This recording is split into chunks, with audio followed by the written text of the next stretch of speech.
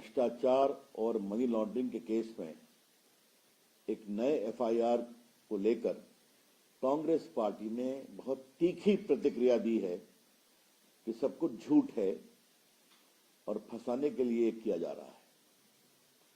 ये बहुत ही बेबुनियाद और झूठ के आधार पर बताया गया कमेंट है। देश को आज बताना जरूरी है कि ये केस क्या है। ये पूरा मामला नरेंद्र मोदी की सरकार के आने के पहले का है। ईडी ने जो कार्रवाई की उसमें नेशनल हेराल्ड के पूरे इतिहास को देखा गया। आपको मालूम है कि इस पर एक केस प्राइवेट कंप्लेंट हुआ था। बंद होने के बाद 90 करोड़ का लोन था उनके ऊपर। तो ये लोन कांग्रेस पार्टी के द्वारा दिया गया था। तो जो एसोसिएट जर्नल थे जो चलाते थे इस कंपनी को, जो नेशनल हेराल्ड पब्लिश करती थी, उसको एक नई कंपनी बना करके यंग इंडिया लिमिटेड के माध्यम से संभवतः उसकी पूरी शेयर को खरीद दिया गया। कितने में? 50 लाख में। तो 90 करोड़ रुपए का लोन बाद में माफ कर दिया गया।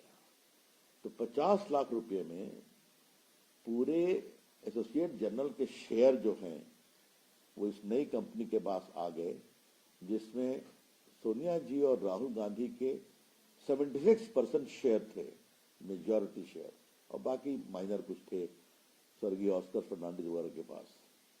इसका फायदा क्या हुआ उनको? लाभ क्या हुआ कि नेशनल हेराल्ड की जितनी बड़ी बड़ी संपत्तियां हैं जो सरकार के द्वारा जमीन पर बनाई गई हैं, जहां से सैकड़ों करोड़ किराया मिलता है, दिल्ली में बहादुर शाह जफर मार्ग पर, मुंबई में, लखनऊ में, भोपाल में, चंडीगढ़ में, पटना में, ये सभी जमीनें कांग्रेस सरकार ने दी थी, सरकारी जमीन सस्ते भाव पर।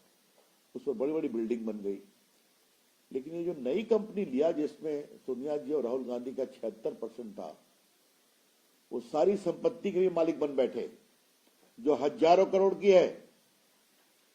तो सिर्फ 90 करोड़ के लोन पर 50 लाख रुपया देकर पूरे एसोसिएट जर्नल को की शेयर होल्डिंग को अपने नई कंपनी में डाल देना और उसके माध्यम से पूरे देश में जितने भी बिल्डिंग्स थी वो सबके भी मालिकाना हक प्राप्त कर लिया। जब कंप्लेंट फाइल हुआ तो ये लोग गए थे क्वॉशिंग के लिए। दिल्ली हाई कोर्ट ने नहीं माना, आप ट्रायल फेस करिए। सुप्रीम कोर्ट ने कहा आप ट्रायल फेस करिए। उसके बाद इनकम टैक्स ने इनके उस आवेदन को भी रिजेक्ट कर दिया कि हम चैरिटेबल ट्रस्ट हैं। कहा आपने कोई चैरिटी नहीं किया है, ये सीधा संपत्ति हड़पो अभियान है।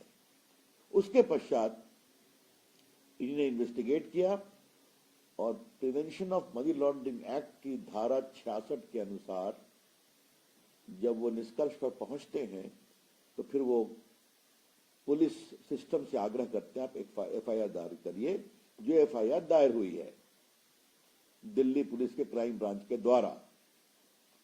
तो यही तो कार्रवाई है। तो आप लूट करेंगे, पूरे अकाउंट की फर्जीवाड़ा करके इस कंपनी को ओन कर लेंगे, उसके माध्यम से हजारों करोड़ की संपत्ति पूरे भारतवर्ष में ले लेंगे और आप कहेंगे हमें फंसाया जा रहा है। तो बिल्कुल सीधा सीधा लूट का मामला है। तो कानून अपना काम कर रहा है तो करने दें, और ये हम लोग के पहले का है। लेकिन उनकी इनकम टैक्स में हार हुई, उनकी दिल्ली हाई कोर्ट में हार हुई, उनकी सुप्रीम कोर्ट में हार हुई। तो अब फेस करें। और एक बात देश को जानना जरूरी है, जो दिल्ली पुलिस ने एफआईआर फाइल किया है उसमें सोनिया जी और राहुल गांधी के खिलाफ 120B क्रिमिनल कॉन्स्पिरेसी और 420 का भी आरोप लगाया गया है, क्योंकि ये पुराना केस है, इसलिए पुराने पेनल कोड से चलेगा। तो ये सच्चाई है।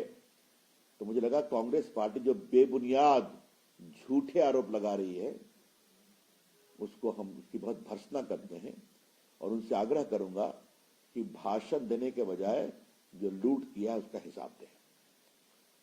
धन्यवाद। ले लीजिए। कांग्रेस तो लगातार एक गज्जे मामला आता है, कोई एफआईआर आती है या फिर उनकी पेशी होती है तो कहती है कि एक तरह से षड्यंत्र करके पॉलिटिकल फंसाया गया है और इस तरह की बातें की जाती है जब भी कोई मामला आगे बढ़ता है। इसलिए मैं विस्तार से बताया ना कि ये नरेंद्र मोदी सरकार के आने के पहले का मामला 2008 से चल रहा है, जब उसका पब्लिकेशन बंद हो गया था। और हाई कोर्ट गए, वो सुप्रीम कोर्ट गए, वो इनकम टैक्स गए, सब जगह से उनके सारे दावों को खारिज कर दिया गया। कहा आप ट्रायल फेस करिए। तो ट्रायल की प्रक्रिया चल रही है, तो ईडी ने पूरी जांच करके पाया मनी लॉन्ड्रिंग का केस, तो उसने दिल्ली पुलिस से आग्रह किया धारा 66 के अनुसार केस फाइल करने के लिए।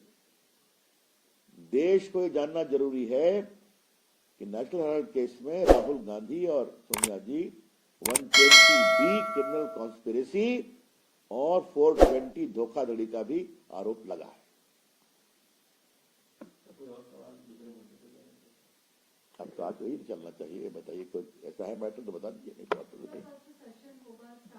कल हमसे बात करेंगे।